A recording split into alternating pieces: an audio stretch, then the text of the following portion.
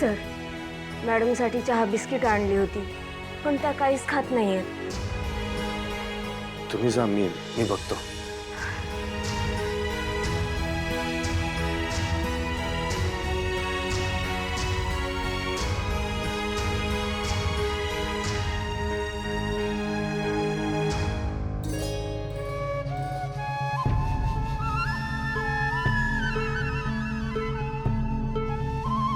आई, मी जे बोलतोय ते ऐकू येतंय ना तुला?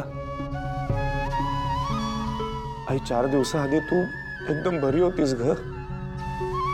आई, मला माहिती आहे तुझ्या नातीच्या जाण्याची बातमी ऐकल्याने तुला खूप मोठा धक्का बसलाय.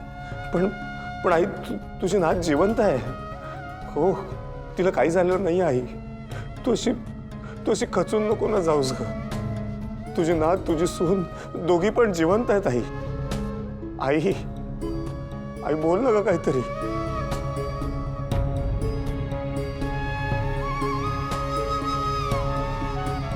हे मी काय करतोय? जर मीच आई समोर असं रडत बसलो तर ती कधीच बाहेर पडणार नाही यातून.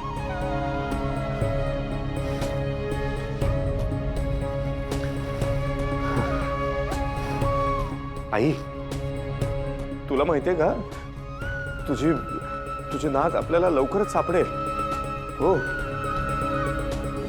मला हॉस्पिटलमध्ये गौरी भेटली होती. ती वेडी, तिला असं वाटतं की ती माझ्या आयुष्यात आली तर माझ्या संसारात दखल देईल. पण त्यांना कुठे माहिती आहे आपण त्यांना किती मिस करतो ते.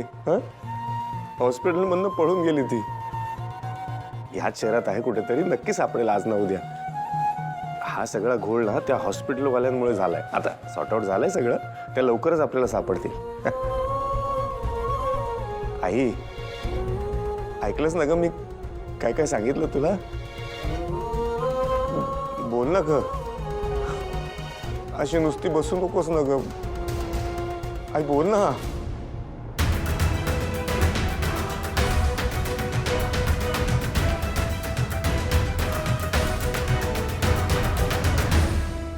राजन, काय झालं हे? नाही बघवत आहे रे माझ्या वहिनीला हे असं. खरंच परमेश्वर तरी कसा आहे ना. हो राजन, काल दिवसभर मी आईकडे बसली होती. वाटलं होतं किमान माझ्याशी तरी बोलतील रे त्या, पण नाही, काहीच नाही बोलल्या रे, काहीच नाही. राजन, मला खूप टेन्शन आलंय. आई बऱ्या होतील ना रे?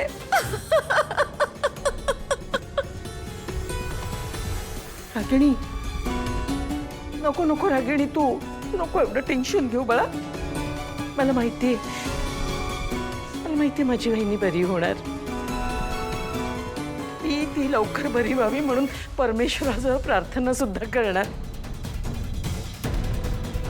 पण बाळा राजन, असं किती दिवस घरात बसून राहणार आहेस? कामाधंद्याचा माणूस आहेस तू, नाही का? तू सगळी तुझी कामं कर. आम्ही आहोत ना, आम्ही वहिनीची सगळी काळजी घेऊ.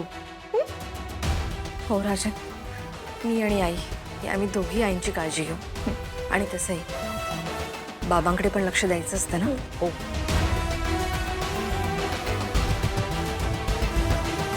ठीक आहे, पण आईला जराही एकटं सोडू नकोस.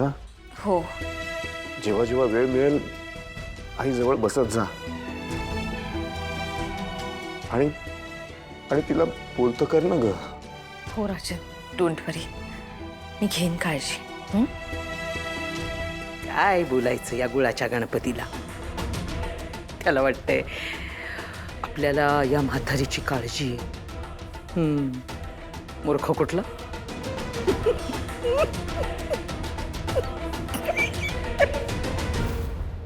तुला खरं सांगू काय, त्या घरात अन्नपूर्णा आजींची काळजी कुणालाच नाही. त्यासनी काय झालं गेलं तरी कुणाला काय फरक पडलाय? एक मिनिट निघे, असं का म्हणतेस तू? मान्य आहे त्यांच्या बाबतीत जे झालं ते वाईट झालं, पण त्यांच्या घरातली माणसं आहेत ना काळजी घ्यायला. हो ऋषी सर, तुम्ही लय साधं सरळ आहेत. तुम्हासनी लोकांची वाकडी मनं दिसत नाहीत. निंगे गप की ग. ह्या सगळ्यात अन्नपूर्णा आजींची मोठी नात आणि सून जिवंत आहेत ही महत्वाची गोष्ट आहे की नाही? अगं वय, पण खरं त्याचा काय उपयोग? त्या आधीच अन्नपूर्णा आजी शॉकमध्ये गेल्यात. त्यासनी तर माहित बी नसेल त्यांची मोठी नात जिवंत आहे ती. तू काय बी म्हण, पण माझा विश्वास आहे की ह्या सगळ्यातनं आपण आजींना बाहेर काढायचं. कमळे, उगं काय बी माहित नसल्यासारखं बोलू नकोस ग. काय करणार आहे आपण आणि कसं बाहेर काढणार आहे त्यासनी? तिथं जायची बी परमिशन नाही आपल्यासनी. ती अनिका, तिची आई आणि तिची आजी आपल्याला तिथं थांबू बी देतील काय?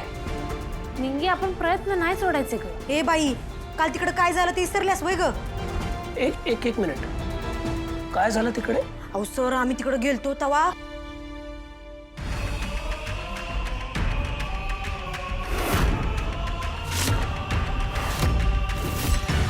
आईना तर बरं वाटतंय, त्याच्यामुळे तू तुझ्या हॉस्टेलला गेलीस तरी चालेल. चल निघ. एकदा का त्या बऱ्या झाल्या मी जाईन इथनं, नाही थांबत इथं. नाही, तुला असं सांगितलेलं कळणारच नाही ना. तुला हाताला धरून धक्के मारून घराच्या बाहेर हाकलावं लागेल.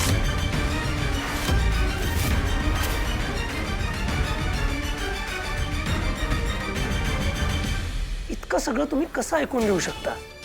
सराव अन्नपूर्णा आजींसाठी 4 शब्द ऐकलं म्हणून काय झालं? आणि मला तिथनं निघायचं नव्हतं त्यांच्यासाठी, म्हणून मी प्रयत्न करत होतो. वय, आणि तरी बी तू तिकडे परत जायचं म्हणतेस वय ग? होय, आता काय बी झालं तरी हे सगळं कुणी केलंय? आजींची नात गेल्याचं नाटक कुणी करायला भाग पडलंय कुणाला, हे सगळं शोधून काढायचं आपण. एक मिनिट जरा थांबा. तुम्ही अभ्यास सोडून हेच करायचं ठरवलंय का? परीक्षा आहेत ना तुमच्या, तिकडे लक्ष द्या. सराव, मी आजींसाठी कमी. फक्त भावनेच्या आहारी जाऊन काहीतरी विचार करू नकोस. हे बघ, राजन काका आहेत तिथे, त्यांच्या घरातली नोकर मंडळी आहेत, ते सगळे मानतात अन्नपूर्णा आजींना.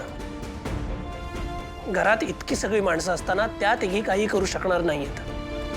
आणि तुम्ही थांबा, मी हवं तर राजन काकांशी बोलतो. एखाद्या चांगल्या डॉक्टरकडे घेऊन जाऊ आपण त्यांना. पण तुम्ही आता अभ्यासाकडेच लक्ष द्या. कळतंय मी काय म्हणतोय? गुड. माझं लेक्चर आहे आता, मी निघतो. पण मी सांगतोय त्याचा जरा विचार करा नीट.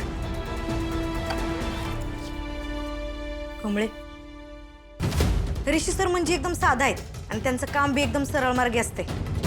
खरं कमळे, तू काय म्हणत होती? त्या सगळ्याच्या पाठीमागं कोण आहे ते आपल्यासनी काय बी करून हुडकायलाच लागते. ही निकालने के लिए अब उंगली टेढ़ी करनी ही पडेगी. होय, खरं आता काय बी झालं तरी चालत, पण आजींच्या या अवस्थेला जो कोणी जबाबदार आहे त्याला आपण हुडकून काढायचं. कमळे, ऑफिसमध्ये तुझ्यासाठी फोन आलाय. आलो, मी आलो. होय. Rajan sir, Rajan sir.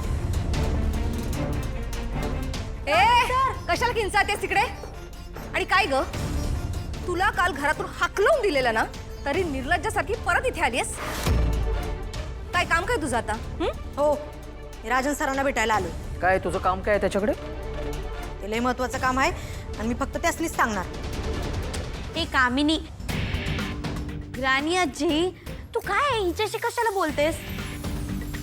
ही काय युजलेस आहे. ही आणि तिची गावशाप मैत्रीण, या दोघींना फक्त रिझन हवे असतात आपल्या घरी एंटर करण्याचे.